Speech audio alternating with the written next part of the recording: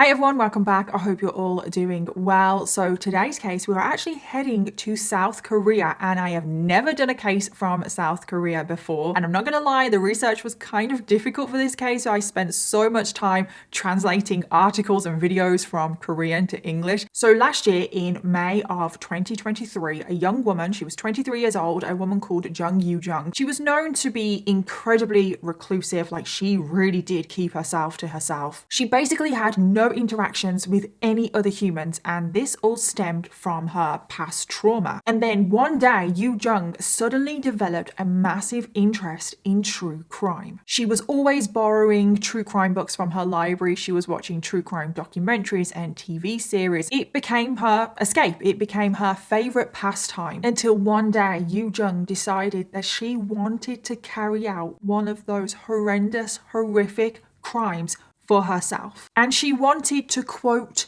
murder out of curiosity. She wanted to become one of the infamous killers that she was so obsessed with. But the only question that remained was, how far was Yoo-jung going to take this? And that is what we are going to be talking about today, so let's dive in. So I just want to give a huge thank you to today's sponsor, and that is Mooncat. And you guys know by now how much I love and adore Mooncat. They are one of my favorite nail polish brands ever. Their polishes are just so high quality and so unique. All products are 100% vegan and cruelty free. They are 10 free, designed and crafted in the USA, and a portion of their profits go to a cat charity to helping cats find their forever home, which is just incredible. And just in case you didn't know, I am obsessed with nail polish. And every single true crime and makeup video that I do, I try and match my makeup to my nails. But I'm sure most of you know that. And Mooncat have just recently launched their Falling collection. So they have released 10 new shades, and these shades, oh my god, look at them. Just look at them. They are so beautiful. Some of them are so perfect for autumn right now because autumn is the best season, okay? And of course, I am wearing one of the new nail polishes today, which is Fields of Lavender. And of course, I've matched my makeup to my nails, and you can see how I get this look in today's true crime video. And this is actually a magnetic shade. And if you have never tried magnetic nail polishes before, you are missing out, and the magnetics from Mooncat are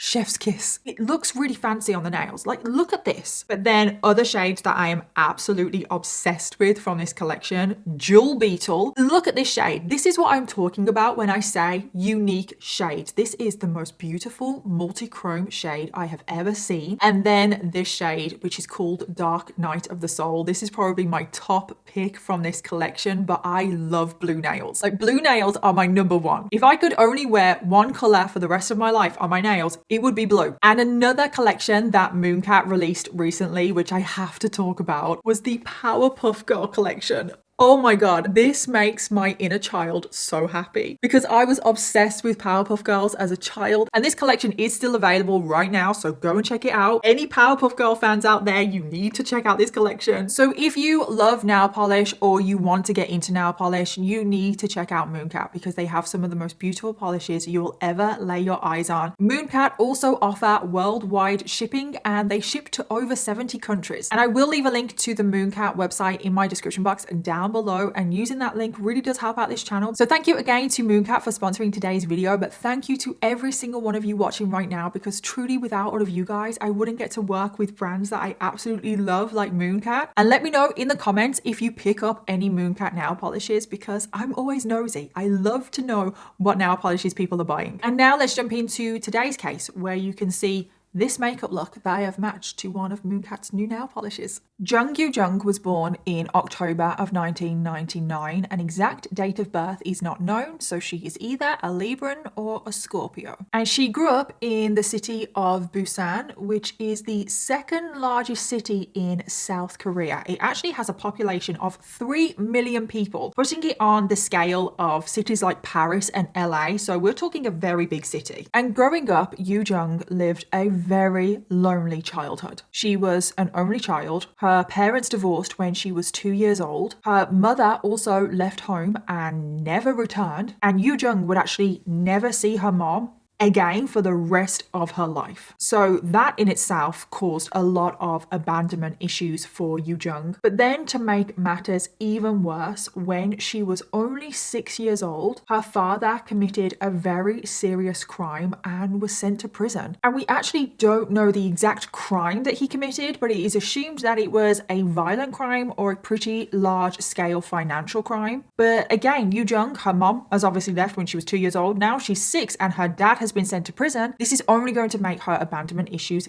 even worse. So after this, Yoo Jung was sent to live with her grandfather for the rest of her childhood. And actually, Yoo Jung lives with her grandfather for the rest of this case. Now, her grandfather wasn't in the best financial situation. They definitely struggled financially. Yoo Jung had to go without. But then to make matters even worse is that her grandfather got remarried to another woman. And this now step grandmother, Yoo Jung, absolutely despised her. They just did not see eye to eye. It was just a very volatile relationship from day one, and it would continue to be a volatile relationship for the rest of this case. And according to Yoo Jung, it was around this time where she started to suffer a lot of abuse at the hands of her grandfather and also her step-grandmother. Now, I just want to make this clear. These are just allegations from Yoo Jung herself. None of these allegations have been proven. It doesn't mean that they are true, and it doesn't mean that they're untrue. But a lot of people have speculated that Yoo Jung has only said that she was abused as a child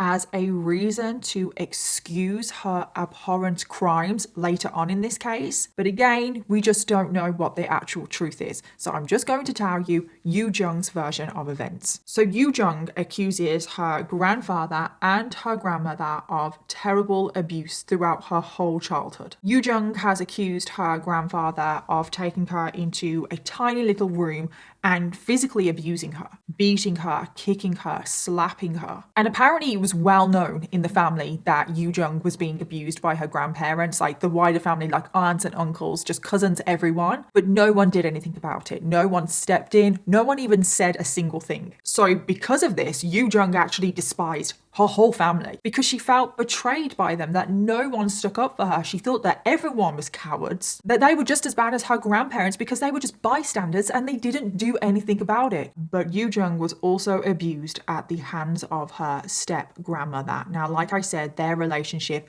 was very volatile from day one. Yoo Jung did not like her step-grandmother at all, and she made it very clear that she didn't like her either. Yoo Jung would constantly wind up her step-grandmother, like constantly just like go on at her, pull pranks on her, just do anything and everything that would annoy her step-grandmother. And her step-grandmother would retaliate. She would lash out at Yoo Jung and physically abuse her, but also emotionally abuse her. However, I just need to remind you all that those allegations have come from Yoo Jung herself, and the only time she has even ever mentioned abuse was after she committed the horrendous crime that she goes on to commit. So that has led some people to speculate whether she's telling the truth or not. So as Yoo Jung grew older, she obviously started to attend high school. She attended Kyun High Girls' School, and I really hope that I've pronounced that right. And when she does go to high school, this is when she does become incredibly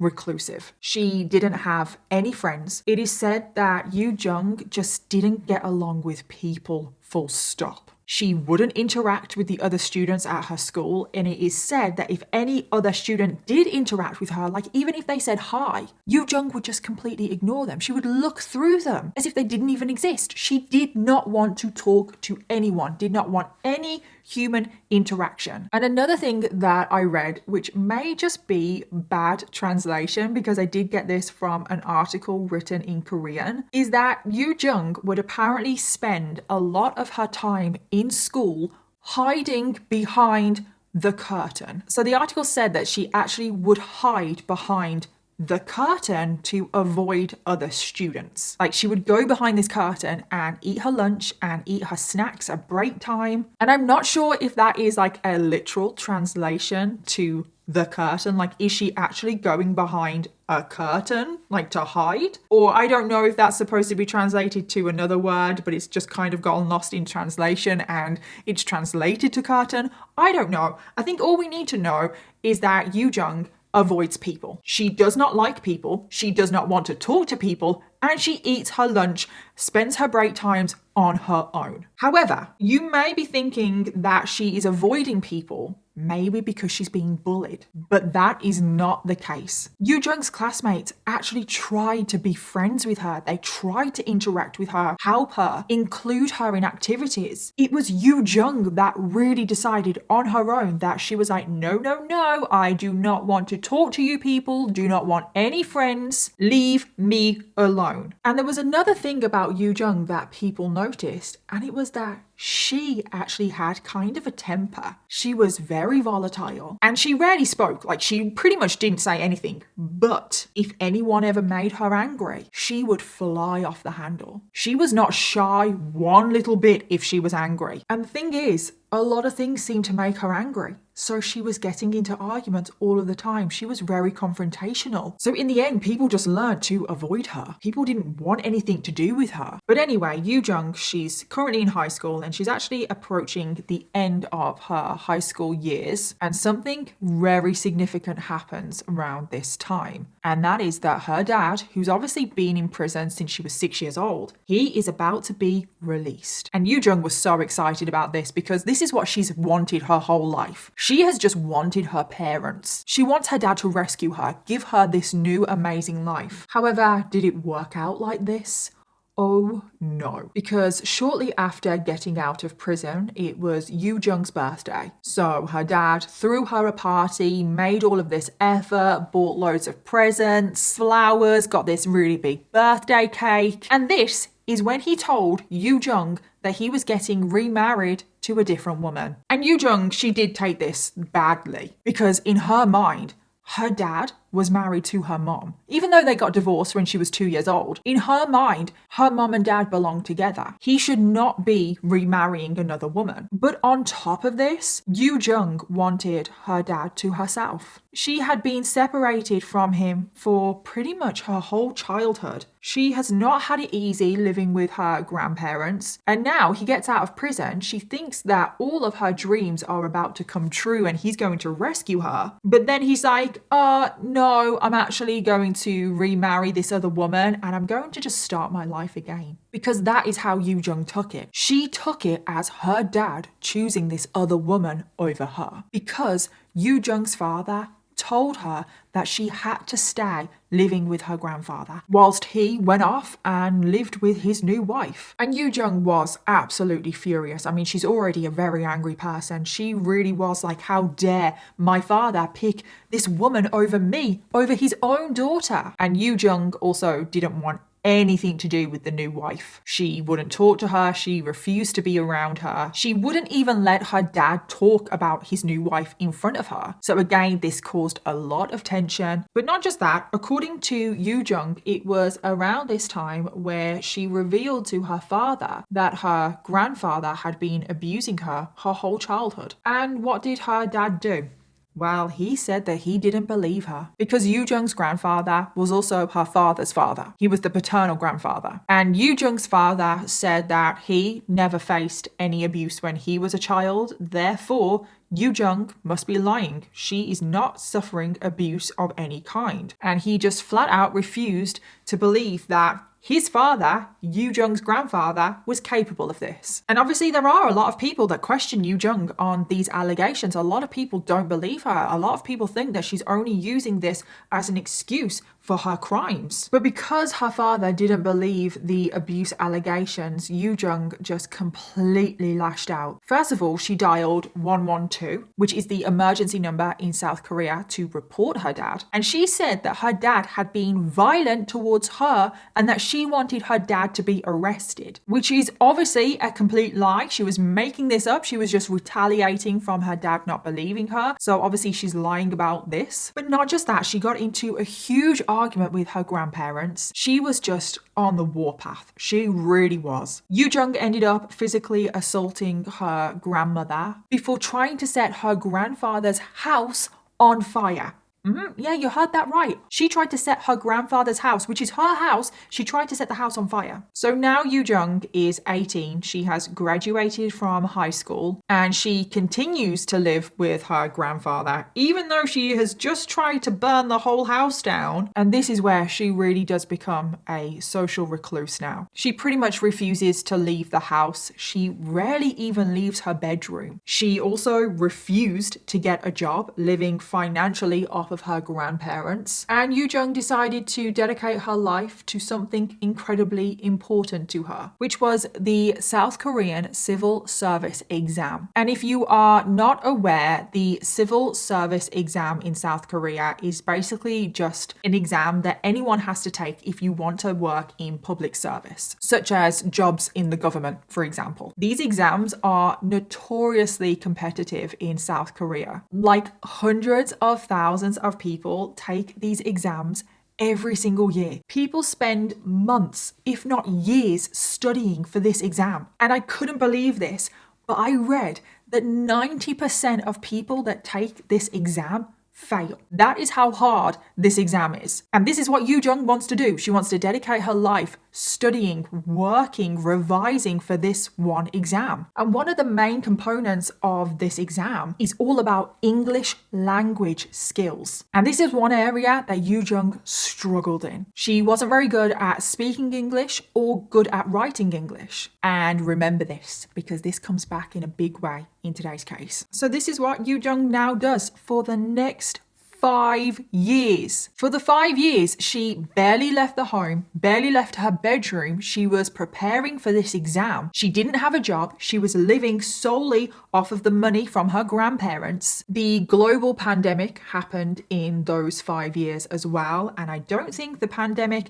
even remotely bothered Yu Jung at all, because she was already basically isolating. And what is probably one of the most shocking things about this is that for those 5 years, she really did not have any interaction with humans. I'm talking barely any interaction with her grandparents and then nothing else. And what is just so weird is that after this case happened, Yu Jung's mobile phone was obviously taken in for evidence. And she had no contacts. No contacts. Zero. Which in today's world, that is pretty shocking. She never placed any calls. She never sent any messages. She never received calls. She never received any messages. No emails. There was not one single person, not even one single acquaintance, not even a doctor's number. No social media. Nothing. The only thing that she would ever use her phone for was accessing the internet. It really did seem like she was completely cut off from society. So apart from studying for the civil service exam, over those 5 years, Yu Jung got another fascination. And that was with true crime. Yu Jung started to watch as many true crime documentaries as she could. She was borrowing books from the library, and I'm not sure exactly what cases she was interested in, but I don't think it's too far-fetched to assume that she obviously probably started with the infamous cases from the West, like Ted Bundy and Jeffrey Dahmer, but also the infamous cases from South Korea, such as Yoo Young-chul and Kang Ho-sun, which both serial killers I actually want to cover at some point. But one thing that we do know is that instead of having a morbid fascination with true crime and being horrified by the cases that she was looking at, she saw it from a different point of view. She actually felt empathy towards the killers and the serial killers that she was looking at. She related to them. And one case in particular that Yu Jung became obsessed with was that of a woman called Koo Young Jung. And this was a massive case in South Korea. And this woman, she almost got away with murdering and dismembering her husband because she took his body parts and scattered them in different locations. And his body was never actually found, but there was enough evidence to arrest and convict this woman. But Yu Jung looked at this other woman and saw that this other woman took revenge out and was like, wow, like that's inspirational. And Yu Jung wanted to do something similar. She was angry at her family. She wanted to take revenge out on her family. She also thought that she could learn from that other woman's case because that other woman, she nearly did get away with it. And Yu Jung thought, I bet I can get away with it. And this led Yoo Jung down a very dark and dangerous path. Because after months spent obsessing over this case, Yoo Jung started to think about committing a murder herself. She started watching incredibly violent TV shows where there was lots of blood and gore and just a lot of violence, a lot of crime. And Yoo Jung in particular felt like she could get away with murder. And she was really stuck on murder, like that crime in particular. She just could not get it out of her head. She kept thinking over and over again how angry she was at the world, how she wanted revenge. She also thought that if she murdered someone, it would resolve a lot of her childhood trauma because she could take revenge out on those that hurt her as a child. She started to have a lot of murderous thoughts about her dad, about the fact that he abandoned her, the fact that he went to prison in the first place, the fact that he remarried and chose that other woman over her. She started having murderous thoughts about her grandfather, about her step-grandmother because they abused her. She also started thinking about murdering extended members of the family because they were just bystanders. They let the abuse happen and they didn't do anything about it. Pretty much, she was thinking about murdering every single person in her life. She blamed everyone in her life for making her the way she was, for making her reclusive, for making her not like people and not wanting to interact with them, and she wanted revenge. So Yoo Jung took to the internet and she started researching words like parricide, which means someone who kills their own father. She also was Googling how to take revenge out on your family. And this was very dark stuff that she was looking at, and her personality changed. Her grandfather was becoming very concerned because remember, she's still living with her grandfather and her step-grandmother. And then in July of 2022, Yoo Jung got up in the middle of the night, set a paper cup on fire and threw it into her grandfather's bedroom. And her grandfather was in the room, in bed, sleeping. And the cup landed on the bed caught on fire, the whole room filled with smoke. Clearly, Yoo Jung was attempting to murder her grandfather in this moment. She wanted to literally burn him alive. But the grandfather, he woke up before any serious harm was done, and he realized that it was his granddaughter was the one that did this. But he wanted to see the best in his granddaughter, so he didn't discipline her at all. He didn't report her to the police. He didn't actually do anything. And there's part of me that wonders, did he not do anything because he wants to see the good in her? Or did he not do anything because he was actually genuinely scared of her? So after the failed attempt on the grandfather's life, Yoo Jung changed her tactics. She decided that she didn't want to murder a member of her family. And we actually don't know the reason why she changed her mind, because she did seem very adamant that she wanted to kill someone that she knew that she wanted to take revenge out on. But she had obviously watched a lot of true crime documentaries. She was pretty knowledgeable. So maybe she clocked on to the fact that if you murder someone you know, it is more likely to be easily linked to you. So she decided on murdering a stranger instead. So now she starts making more incredibly concerning searches on the internet. Her internet searches were murder cases, murder without a body. Now again, I think that must have been like a translation issue, murder without a body. I assume she's searching for murder where the body is not found,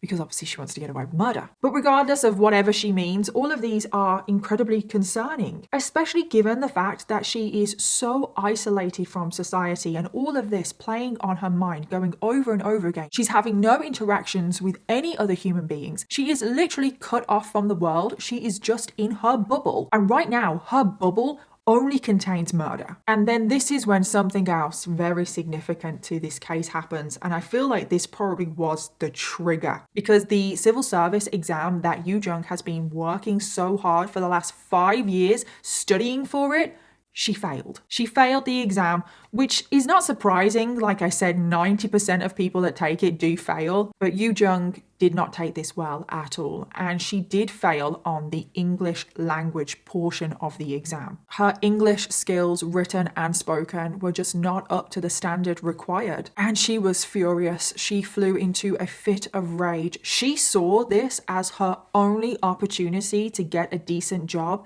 to get money to get away from her abusive grandparents. And this is when she started to develop very strong resentment to anyone that spoke English. She started having very negative thoughts, thinking about how life was unfair, that how people that spoke English got all the best jobs, the best paying jobs, and it just wasn't fair. So now Yoo Jung has switched. She now wants to take revenge out on people that speak English. And an evil plan started to form in her mind. And this is now where we get to the terrible events of today's case. Because at some point in early 2023, Yoo Jung downloaded an app on her phone that allowed her to connect to private English tutors all over the country. So it's basically just like an app that parents of children download to connect with private tutors for studying. So Yoo Jung created a profile on this app. And if you register as a tutor on the app, you have to go through a full verification process. Of course you do, because you're going to have access to children. You have to give your full name, your full address,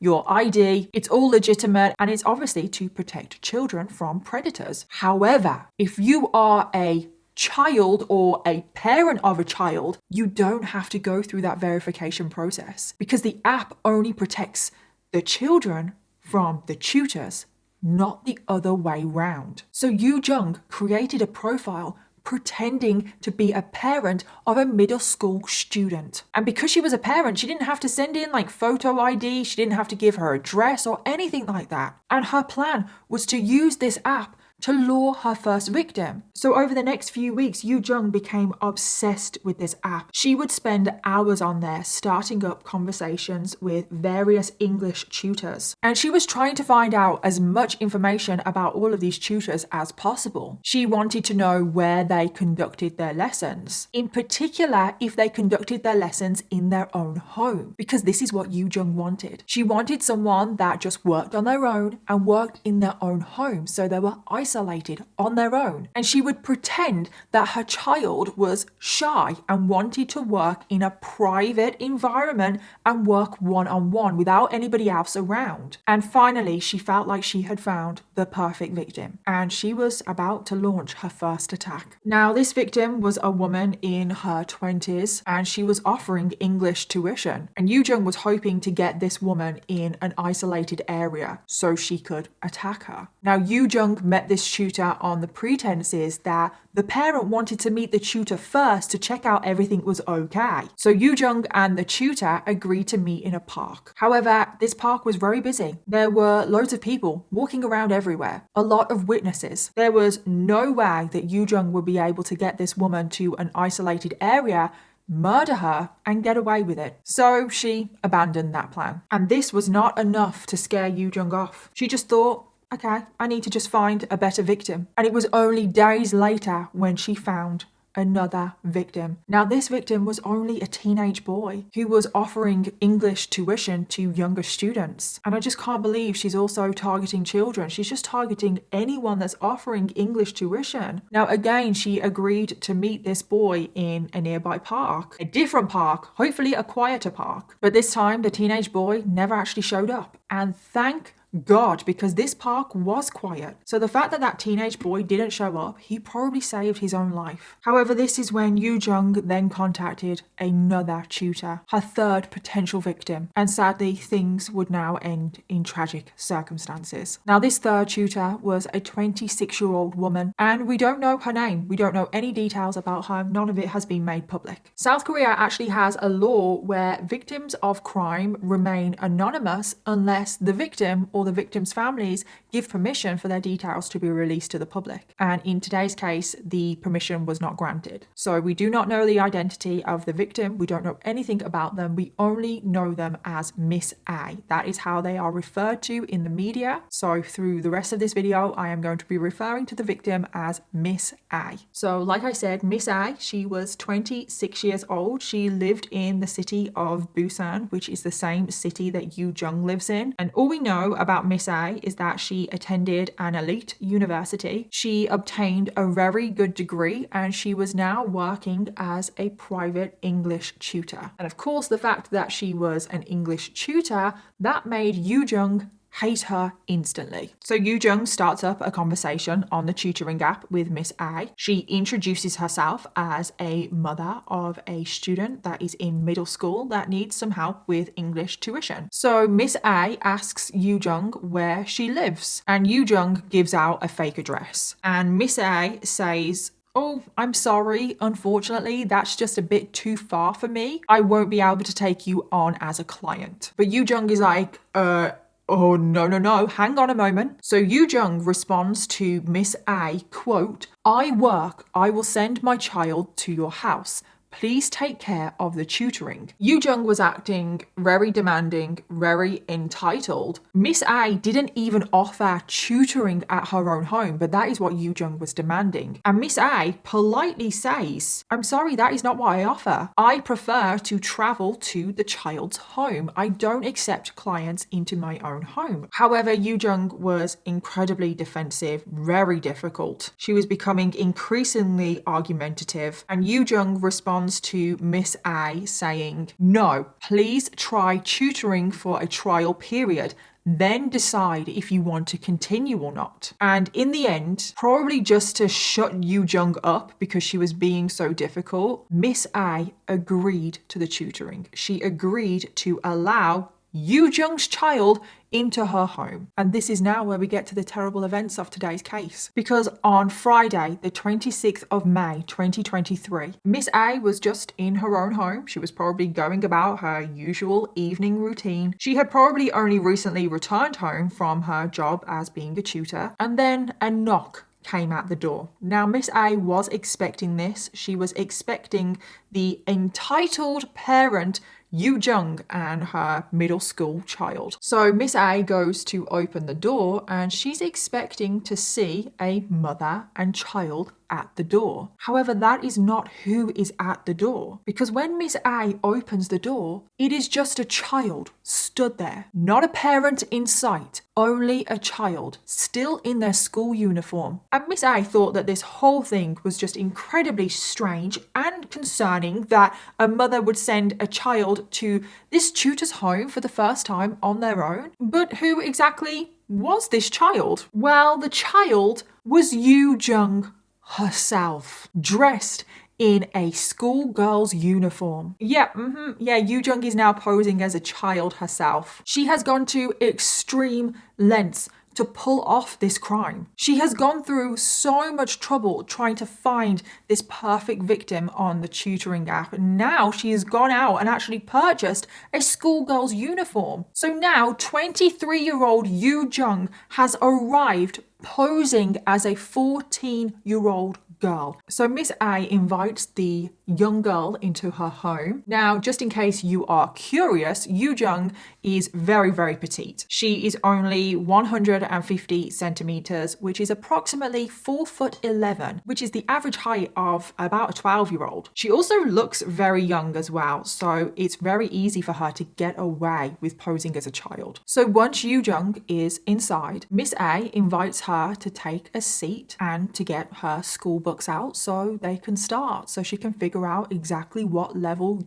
Yoo Jung or Yoo Jung's child, I don't actually know what name she's posing as, but we're just going to keep calling her Yoo Jung, what skill level Yoo Jung is at, and go from there. However, this is when things take a very sudden and quick tragic turn, because what Miss A didn't realize is that underneath Yoo Jung's school uniform, she was hiding a knife. And before even taking a seat, Yoo Jung pulls out her knife, ran towards Miss A, and launches a vicious attack. She first stabs Miss A in the neck. She then stabs her in the chest. And as Miss A collapses onto the floor, Yoo Jung just continues on stabbing her over and over again. This attack was frantic, it was angry, it was full of rage. There is so much overkill here. Yoo Jung ended up stabbing Miss A over 100 times. And that is how much anger and rage is inside Yoo Jung. That would have taken so much effort to do that. This was an incredibly violent attack, and Miss A was losing so much blood. And even though she was trying to fight off Yoo Jung, she ended up passing out and she was unable to fight anymore. And this is when 26-year-old Miss A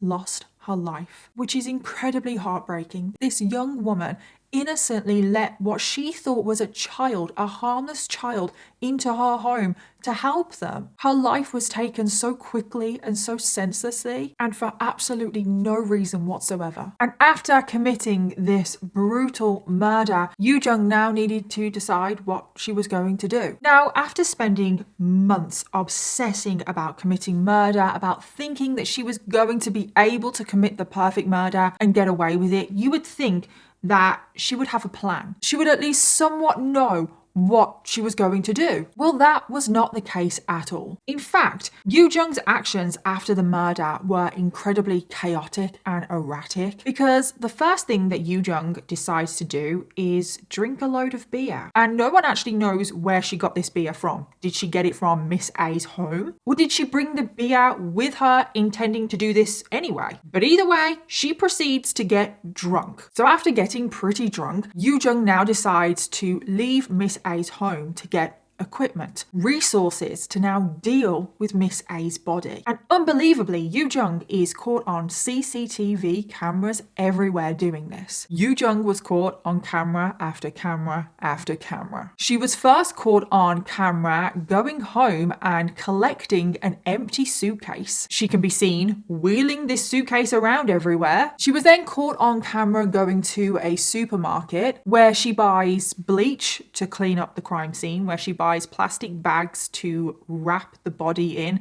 and where she buys knives to dismember the body. And it is just so creepy when you see this CCTV footage, because Yoo Jung looks so calm. In every single clip that I have seen of her on CCTV, she looks so calm, almost happy, almost like energetic. You can actually see her wheeling this suitcase around, and she's actually kind of like bobbing a bit. Like, she just looks like she's got no care in the world, just walking down the street. Now, is that the alcohol? Or is she just genuinely enjoying herself right now? If you were just looking at this footage, you would not think that that person has just murdered for the first time and is currently out purchasing all of the tools and the equipment to dispose of a body. It is just so eerie. But that is not the only thing that is creepy about this footage, because the clothes that Yoo Jung is wearing belong to Miss A. Because of course she has taken off her school uniform, because that would draw attention to herself. And she's now wearing Miss A's clothes. Now again, we don't exactly know why she is wearing Miss A's clothes. I mean, did she not bring a change of clothes herself? Some people have speculated that she got blood on her own clothes, so it's just out of convenience. But then some people have actually said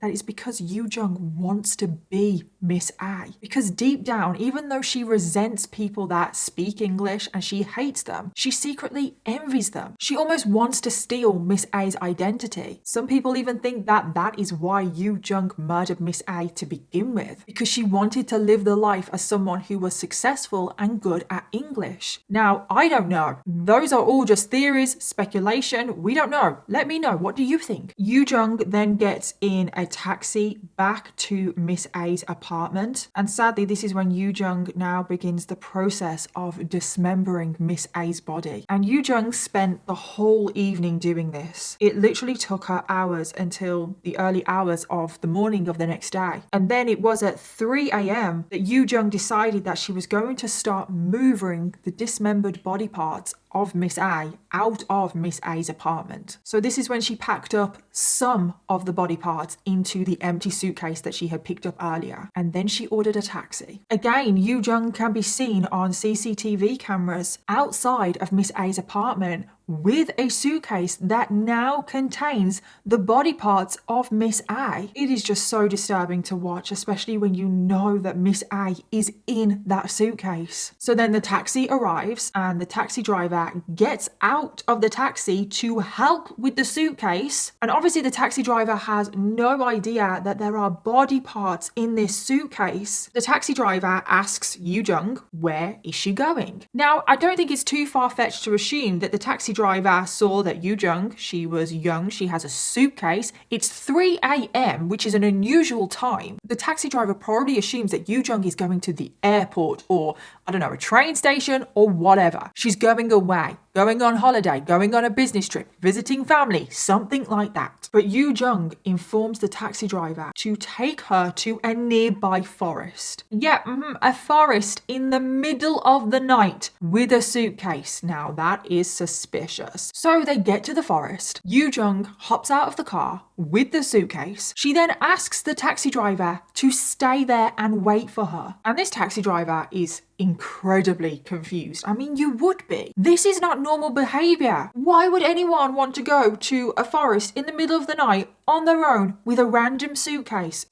No. What is going through that taxi driver's brain? Like, my mind would instantly go to, she's murdered someone, she's dumping a dead body. That's where my mind would go to. And to be honest, I'm sure that's where most of your minds go to because we like true crime. But would a person not interested in true crime think like that? I don't know. But either way, the taxi driver clearly thought that something was suspicious here because 20 minutes later, Yoo Jung returns from the middle of the forest from her little wander in the night and her suitcase is visibly lighter. Now, I assume the taxi driver could tell that the suitcase was lighter because she was probably pulling it along a lot easier. So the taxi driver actually refused to take her anywhere else, and the taxi driver called the police. Because the police arrive at the scene and they question Yoo Jung and they notice that she has blood all over her hands. So they ask Yoo Jung what is going on. And this is when Yoo Jung decides to lie to the police. And the first lie Yoo Jung told the police is that she had recently given birth to a baby. She gave birth at home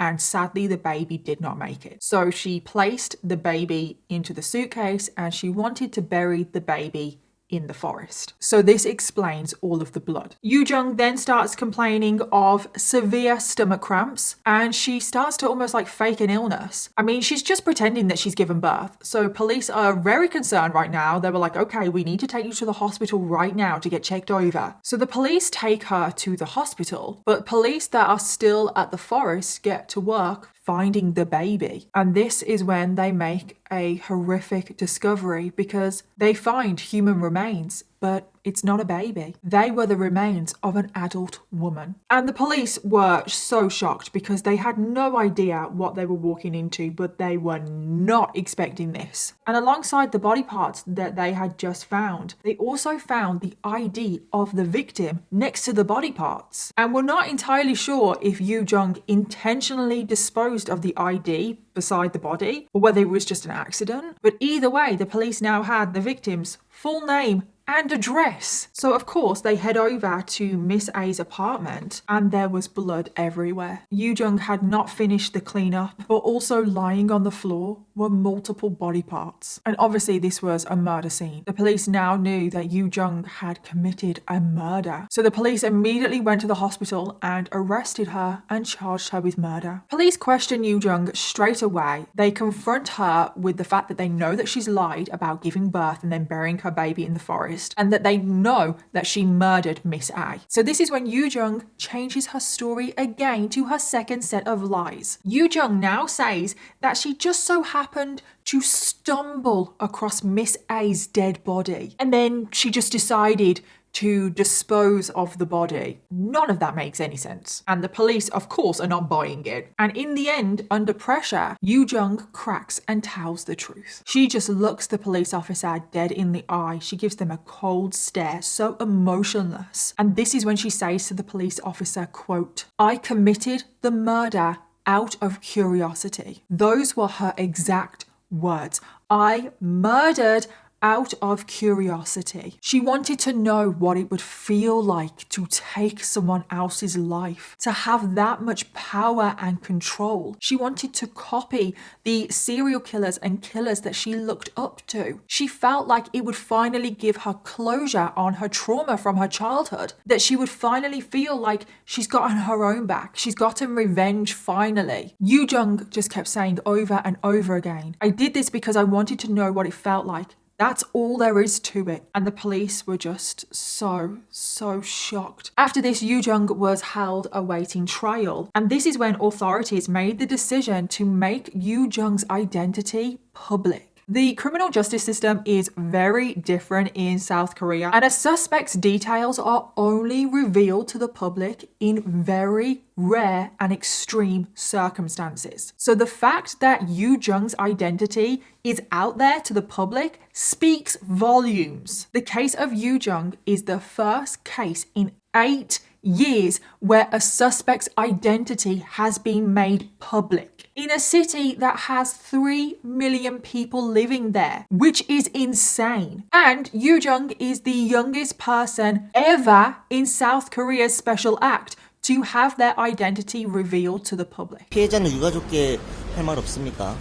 피해자와 유가족분들에게 전 진심으로 제정신이 아니었던 것 같습니다. 죄송합니다. And of course, the public were shocked and outraged. It was a massive news story. So many different theories about why this had happened, how it had happened. However, all of these theories were denied by the police, and the police came back to what Yoo Jung said. Her motivation was because she wanted to kill out of curiosity. It was that simple. And the story began to spread internationally. This case was talked about a lot in the summer of 2023. And finally, in September of 2023, Yoo Jung went to trial. And around the time of the trial, a documentary was released in South Korea on this case. And on this documentary, a phone call between Yoo Jung and her father was played, where Yoo Jung talks about the abuse at the hands of her grandfather. And this is where it all came out about the possible childhood abuse that Yoo Jung suffered. And that is why you don't see the allegations of childhood abuse mentioned in a lot of the reporting on this case, because it only came out around the time of the trial. And her father said that these allegations just were not true, that her granddad wasn't capable of such things, and that Yoo Jung must be making up these abuse allegations. And after the murder, Yoo Jung's grandfather did come out to offer a sincere apology to the victim's family. He said that he was heartbroken and that he was sorry that he hadn't raised her to be better. And everyone believed that he was a really sweet, genuine man. No one wanted to condemn him as the abuser that Yoo Jung was painting him out to be. But when the trial began, Yoo Jung came out with so many lies. She started